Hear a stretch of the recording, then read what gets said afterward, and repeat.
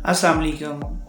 अगर आप मेरे समझाने के बावजूद ये फ़ैसला कर चुके हैं कि आपने टर्की सेटल होना ही है, तो फिर ये काम आने से पहले ज़रूर कीजिए। ये ऐसा काम है जिसके बारे में तमाम जो यूट्यूबर्स हैं और तमाम जो सहाफ़ी हैं और तमाम वो दोस्त जो यहाँ पर ऑलरेडी सेटल्ड हैं, वो आपको कंसेंसस रखते हैं और इस बात पे तमाम दोस्त मुत्तफिक हैं कि ये काम जो है वो आने से पहले ज़रूर करना चाहिए। मैं आपको किसी सस्पेंस में डाले बगैर ये बताता चलूँ कि वो काम है लैंग्वेज सीखना। बहुत सारे दोस्त जो है जब अब्रॉड से टर्की आने का प्लान करते हैं तो उन्हें अगर अपने कंट्री के अंदर इंटरनेशनल लैंग्वेज इंग्लिश फ्लुएंटली आती है या अगर मॉडरेट लेवल पे भी आती है तो उन्हें बड़ा जोम होता है कि हम जब टर्की में जाएंगे तो हम तो इंटरनेशनल लैंग्वेज जो है वो जानते हैं और हम यहाँ पर आसानी से जो है वो कम्युनिकेशन जो है वो कर सकेंगे और हमारी जो इंग्लिश स्पीकिंग स्किल है ये हमें जो है वो बेनिफिट देगी। तो मैं उन तमाम दोस्तों को ये बताता चलूँ कि इसका आपको इतना फ़ायदा नहीं होने वाला, चूँकि टर्की आपने अगर हिस्ट्री इसकी पढ़ी है, सुनी है या देखी है तो ये चूँकि एक बहुत बड़ी सल्तनत रही है तो इन्हें हमेशा से चाइना की तरह ये जोम है कि हम अपनी लैंग्वेज जो है उसको नहीं चेंज करेंगे और हम दूसरी लैंग्वेजेस नहीं सीखेंगे। लाइक इंग्लिश लैंग्वेज जो है जैसा कि एक इंटरनेशनल लैंग्वेज जो है वो बन चुकी है, तो हम इंग्लिश ये समझते हैं कि जी हमें इंग्लिश लैंग्वेज सीखने की ज़रूरत नहीं है। चाइना भी इससे पहले यही समझता था कि we have our own language so we don't need to learn English, लेकिन अब जब उनका बिजनेस जो है इंटरनेशनल लेवल पर फ्लॉरिश कर रहा है तो अब वो जो चाइनीज़ हैं वो भी इस हकीकत से जो है वो बाखबर हो गए हैं कि लैंग्वेज जो है वो सीखना बहुत ज़रूरी है। लेकिन टर्किश पीपल जो हैं ये भी ये समझते हैं कि हमें जो है वो टर्की के अलावा दूसरी कोई लैंग्वेज सीखने की ज़रूरत नहीं है, ख़ास तौर पे इंग्लिश लैंग्वेज की ज़रूरत नहीं है। लेकिन अब with the passage of time इन्हें ये समझ आ गई है कि अब हमें फॉरेनर्स के साथ कम्युनिकेशन के लिए और अगर हमने इंटरनेशनल ट्रेड करनी है या इंटरनेशनल कम्युनिकेशन करनी है तो हमें इंग्लिश लैंग्वेज जो है सीखना पड़ेगी। अब ये रुझान जो है वो स्टार्ट हो चुका है टर्की के अंदर कि टर्किश पीपल जो है वो भी इंग्लिश लैंग्वेज सीख रहे हैं। लेकिन अभी जो है जब आप ऑब्ज़र्व करते हैं जो इनके मार्केट्स हैं, जो बाज़ार हैं और जो एक लेमैन है, आपको नज़र आएगा कि उसे इंग्लिश जो है वो नहीं आती। तो इसलिए आपकी जो इंटरनेशनल लैंग्वेज स्किल है इंग्लिश, उसका आपको यहाँ पे आके कोई फ़ायदा नहीं होगा। तो चूँकि मेरा मैसेज आपको ये है कि टर्की आने से पहले आप ये काम ज़रूर करें कि आप टर्किश लैंग्वेज जो है वो सीखें। अब ऐसा नहीं है कि आपने जब तक लैंग्वेज नहीं आती टर्की आना नहीं है। मेरे ऑब्जर्वेशन में जो चीज़ आई है वो ये है कि बहुत सारे दोस्त, मेजॉरिटी उन दोस्तों की है कि जब वो टर्की आने का प्लान करते हैं तो वो कम अज़ कम 3 से 6 माह पहले इंफॉर्मेशन जो है वो गैदर करना शुरू कर देते हैं।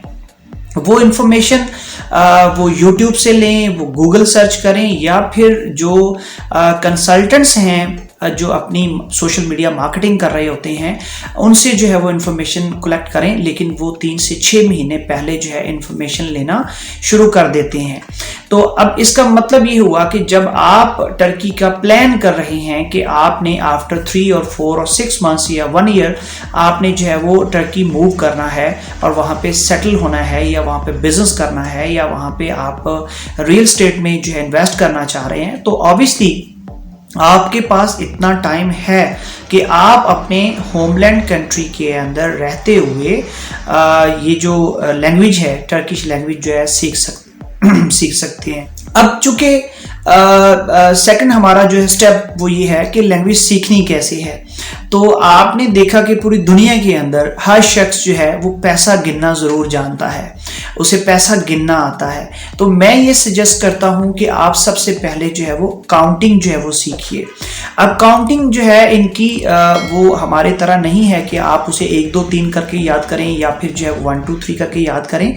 इनकी टोटल काउंटिंग जो है वो डिफरेंट है। यानी एक को ये जो है वो बिर कहते हैं, बिर, इकी, उच, दोत, बिश, आलती, यदि, इस तरह जो है इनकी जो है वो लैंग्वेज है। और अगर सिफर को ये सिफर ही बोलते हैं, 10 को ऑन बोलते हैं। तो ये जो लैंग्वेज है मैंने जो यहाँ पे देखा लैंग्वेज सीखने के लिए सबसे पहले काउंटिंग जो है वो ज़रूरी है। अब काउंटिंग जो है अगर आपको 1 से लेकर 10 तक आ गई तो उसके बाद आपके लिए बहुत आसान हो जाएगी।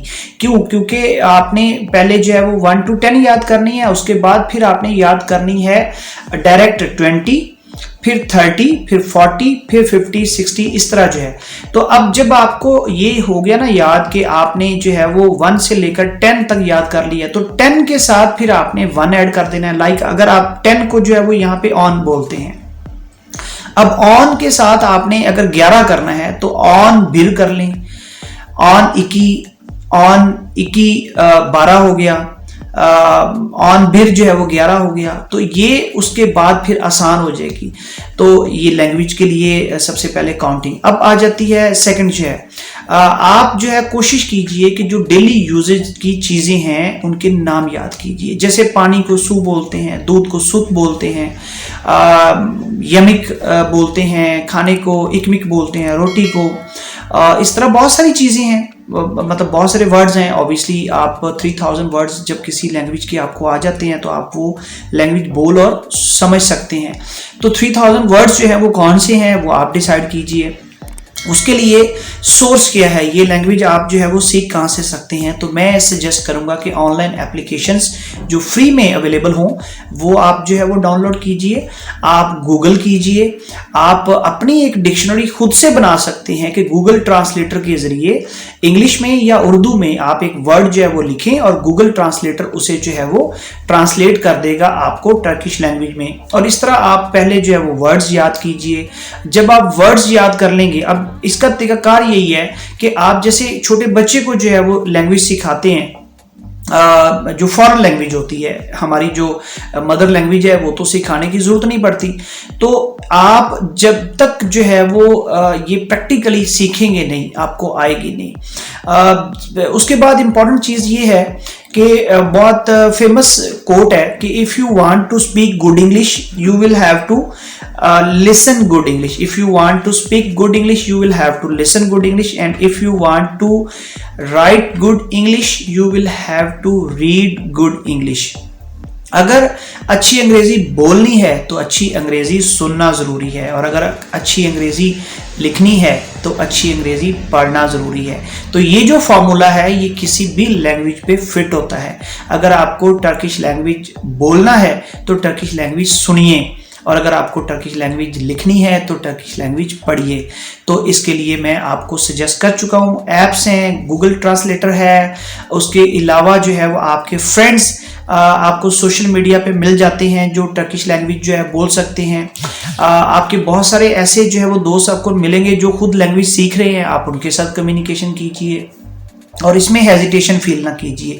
याद रखिएगा कि आप जब टर्की में तशरीफ़ लाएंगे तो ये जो आपको मैं एडवाइस कर रहा हूँ ये आपको हर कदम पर लम्हा ब लम्हा याद आएगी कि मैंने उस वक्त जो है वो टाइम ज़ाया किया, मुझे सीख लेना चाहिए था। क्योंकि लैंग्वेज के बगैर यहाँ पर सरवाइव करना बहुत मुश्किल है, बहुत मुश्किल है।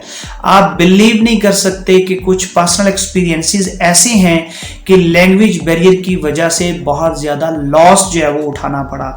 लेकिन अगर आपको ज़ुबान आती है, अगर आप ज़ुबान बोल सकते हैं, अगर आप इन्हें मैसेज कन्वे कर सकते हैं तो फिर आपको फ़ायदा ही फ़ायदा है। यहाँ पर टर्की आके फिर रहना, यहाँ पे बसना और यहाँ पे एक इंटरनेशनल लाइफ को एंजॉय करना फिर बहुत आसान हो जाएगा। अगर आपको ये वीडियो पसंद आई है तो इसे लाइक कीजिएगा, शेयर कीजिएगा और अपने दोस्तों को ज़रूर बताइए, शेयर कीजिए ताकि उनका भी फ़ायदा हो सके।